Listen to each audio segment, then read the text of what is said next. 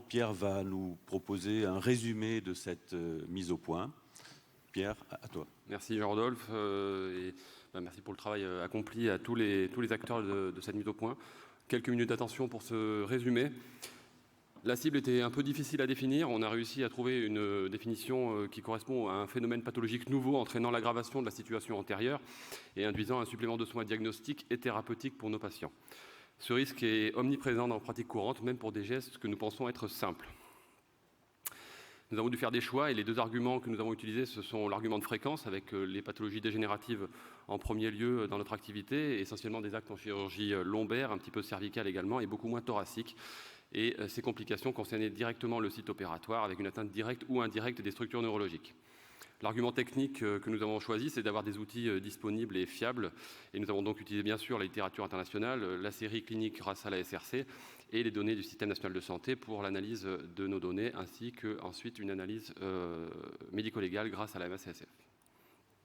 La revue de la littérature nous apprend que dans nos pratiques finalement assez quotidiennes, des gestes dits simples de hernie discale, sténose lombaire ou arthrodèse courte de type TELIF, le taux de complication approche généralement les 5 à 10% et sans différence significative, quelles que soient les techniques, même avec des techniques dites modernes ou nouvelles, pas de supériorité en termes de prévention de nos complications dites neurologiques.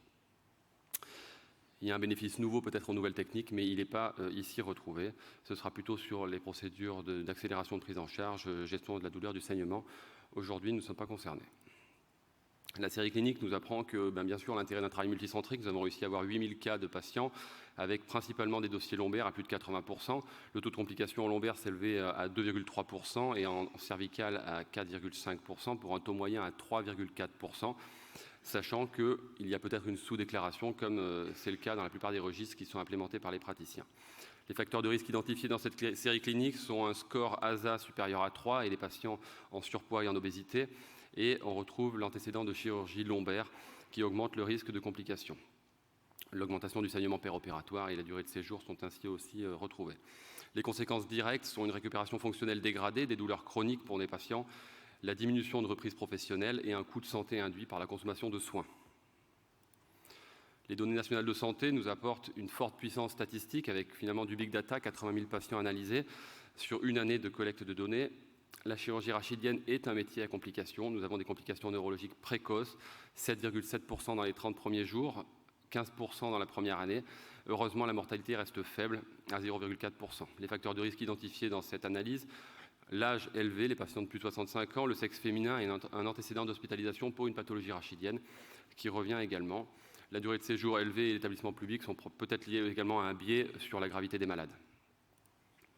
L'impact médico-légal est lourd de nos complications. Il était difficile d'analyser des dossiers, merci aux intervenants. Il y a la notion d'aléa thérapeutique qui est indispensable à comprendre. Nous sommes responsables de nos complications, nous ne sommes pas forcément fautifs. 80% des complications dans ces dossiers étaient des dossiers lombaires, 60% de dossiers avec pose d'implant. 32% des cas, les patients avaient déjà été opérés en chirurgie lombaire. Donc on opère, on réopère nos malades et on augmente significativement les risques. Il y a une surreprésentation du syndrome de la queue de cheval. 41% des dossiers sont des syndromes de queue de cheval. Donc les conséquences sont extrêmement lourdes de ces complications. Et ce sont pourtant des actes classiques qui sont représentés, des chirurgies de fusion courte, de hernie discale, de sténose lombaire, des choses qu'on pratique quotidiennement, mais avec des conséquences majeures.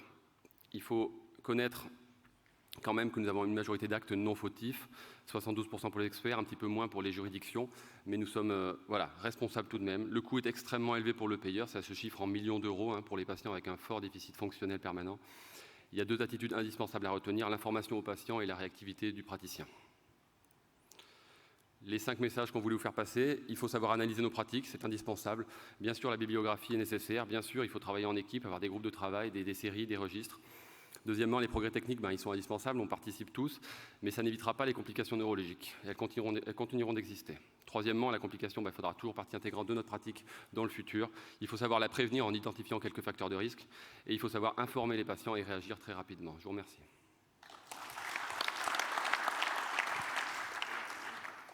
Voilà, c'est le temps pour les questions. Est-ce que certains d'entre vous souhaitent intervenir ?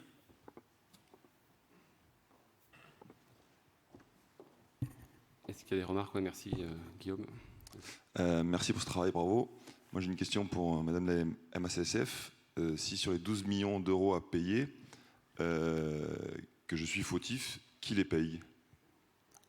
MACSF jusqu'à 8 millions, parce que c'est le plafond. 8 millions, c'est le plafond garanti légal pour lequel on vous assure.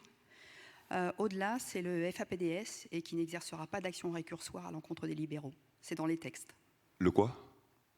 Le FAPDS. C'est le fonds d'indemnisation des dommages pour les accidents relevant des actes de diagnostic, de soins. Donc j'ai pas à faire un prêt pour les 4 autres millions qui restent? Non. Merci. Alors on vous assure, en fait, pour un plafond jusqu'à 8 millions, c'est par événement, d'accord, et 15 millions par année. C'est dans les décrets de 2012, en fait. Merci beaucoup. Pareil, une question pour Maître Delahaye. Pourquoi il y a très peu de procédures amiables? Il y a 1%, alors qu'il y a beaucoup de conciliation dans la commission.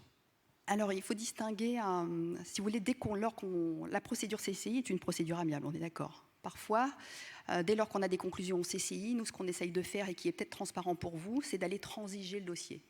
On fait pareil en matière de contentieux. Quand on a un dossier fautif avec une paire de chances et que notre sociétaire est le seul à être fautif, on va essayer d'aller négocier avec l'assureur recours ou bien l'avocat de la victime.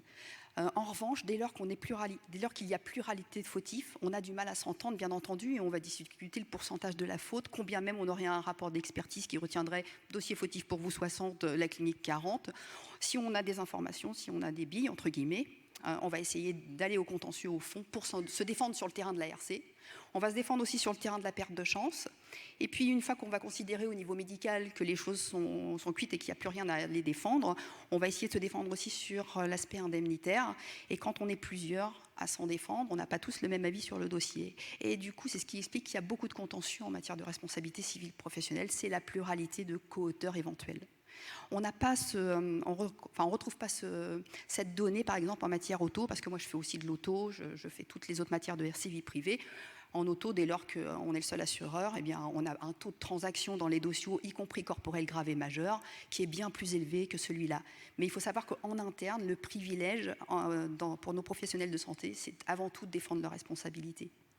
On est obligé de passer par du contentieux, souvent pour bien défendre, en fait. Parce qu'on tombe parfois sur des avis CCI qui sont erronés. On en a eu une illustration tout à l'heure, où à partir de dossiers assez semblables, on peut avoir un dossier fautif et un dossier non fautif. Donc, ils sont très attentifs au comité médical chez nous sur tout cet aspect-là de la question. Donc, l'enjeu commence au stade médical, hein. Tout à fait. Donc, la responsabilité, c'est vraiment l'enjeu de la défense, en fait. Parce qu'on sait qu'une fois qu'on est fautif et que les conséquences sont graves, ça coûte très cher. Merci. Il y a une question en haut. Steven.